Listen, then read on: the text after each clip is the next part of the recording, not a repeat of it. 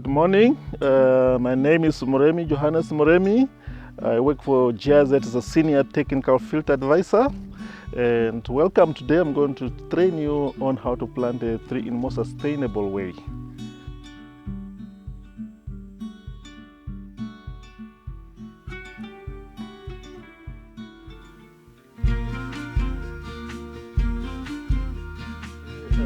For you to plant your tree in a more sustainable way, you need what the plants needs, the food of the plants. You need the tins, the bones, the biochar, and you need the ash. You need the manure.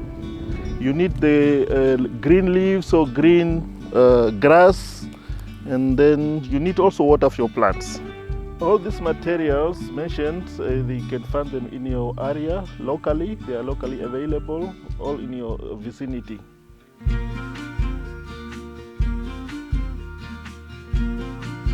So choosing a location is a very important aspect of your fruit tree production.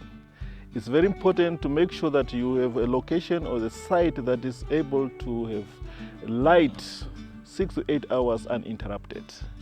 Why it's very important? Because your fruit trees need sunlight for its all production and growth.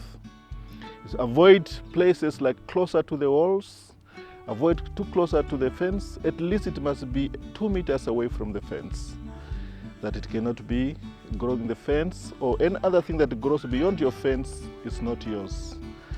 Other people and animals can use it. So it's very important when you have chosen a nice location.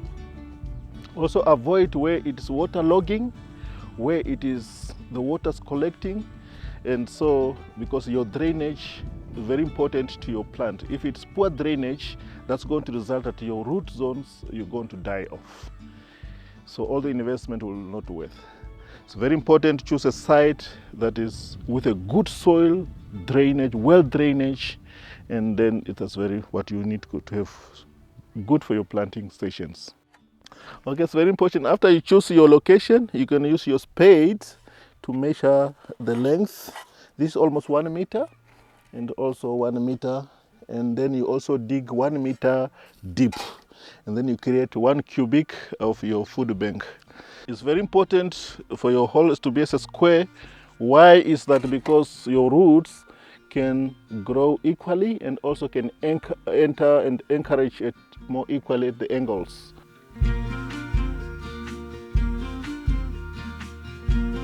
As we know, the plants, like us humans, we need a lot of nutrients, a lot of vitamins. So for now, we're going to explain to you on each component what the plant needs. So your old rusted tins is a very important source of your iron and zinc.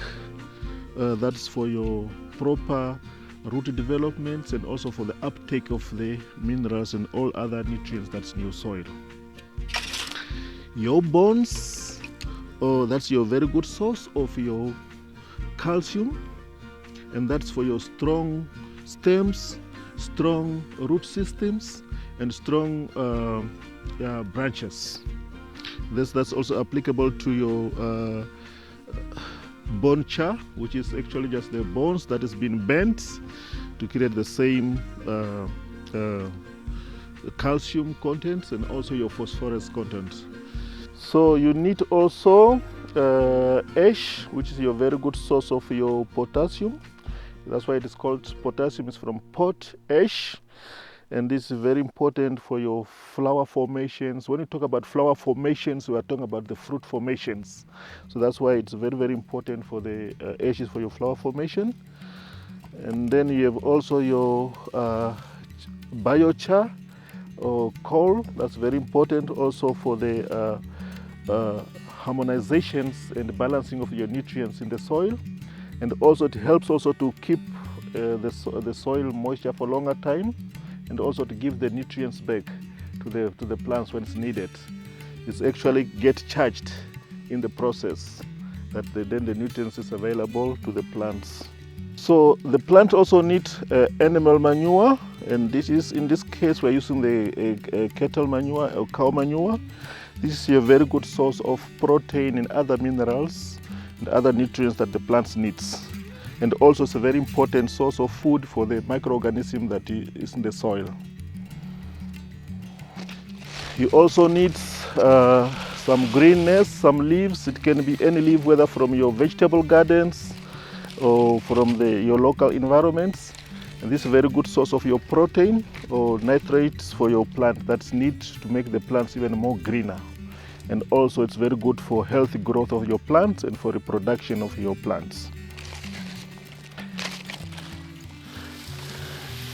And also you need any dry matters, dry leaves, dry grass.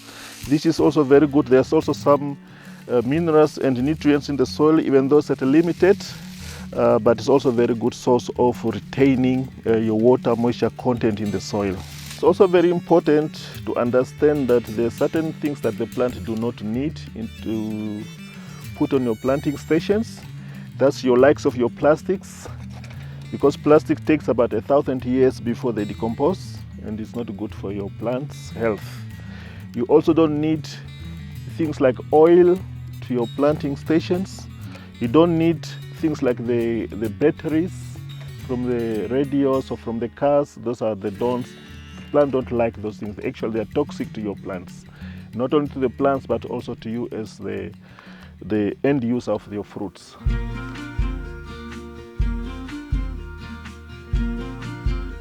For the food bank, you need to follow the following steps. After you dig your hole, which is 1 by 1 meter and 1 meter deep, you now start with your grasses and leaves that you put under, and then followed by the manure. You can use both cattle manure, you can use goat's manure, you can use any other manure that's at your disposal, sheep manure. And then you fill a bit with a little bit of sand on top. That just to create a little bit of compaction.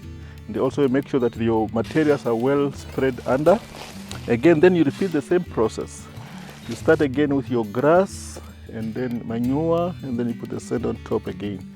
As you are filling the planting station up, and then you start also incorporating your tins, your bones, your biochar, your ash, so that you create that rich content of your planting station. So, and then just keep on repeating till you're about 30 to 40 centimeters just on top. Before you reach the top, then you can be able to now to plant your tree. At least before you start planting your tree, you must water your tree at least 30 minutes to an hour before you plant it.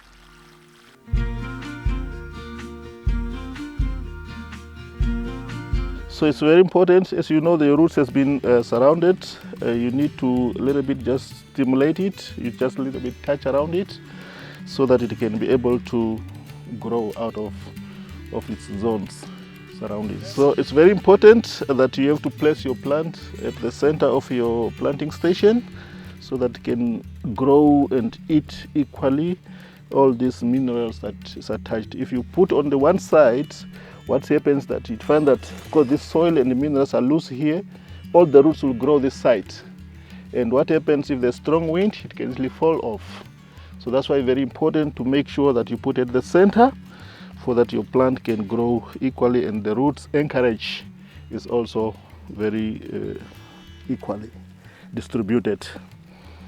And you must use the soil that you just removed from the hole itself.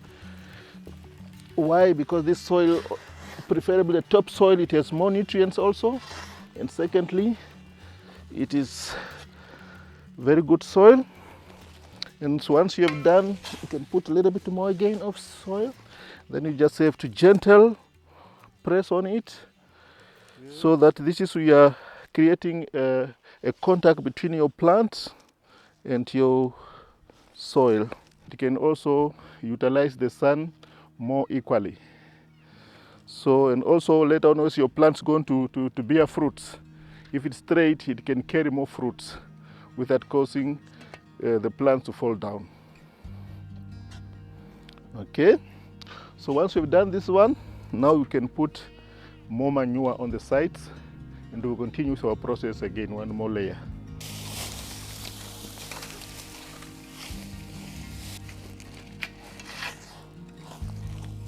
Very important now, you have to simulate the nature, that you must create your planting station this way, so that when it rains, it also can collect water for you. So how we do it, just do it like this. Just destroy the sharp edges. You see where's your water going? It's going to the center of your plant. So the next step, we're almost getting close. You have to create some mulching on top of your tree, on top of your planting station.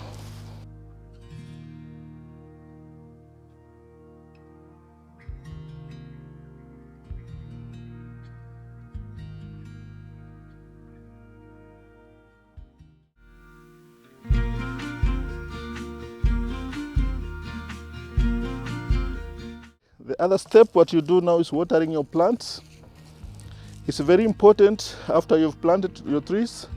The first time, give your plants at least 40 to 60 liters of water.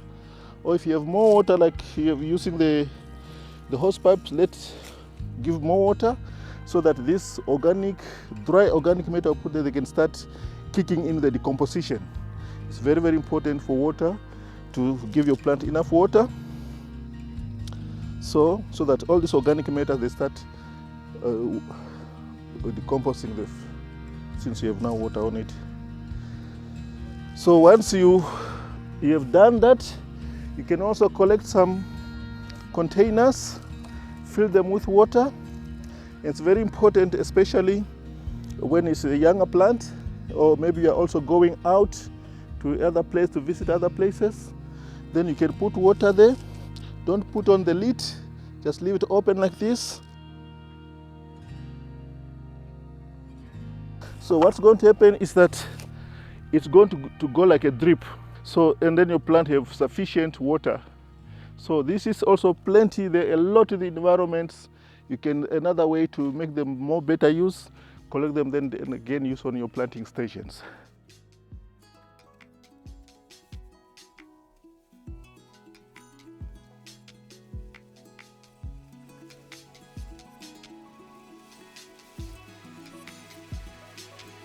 It's very important again after you plant your trees, because the leaf you can see is full of dust. It's very important just to clean it up.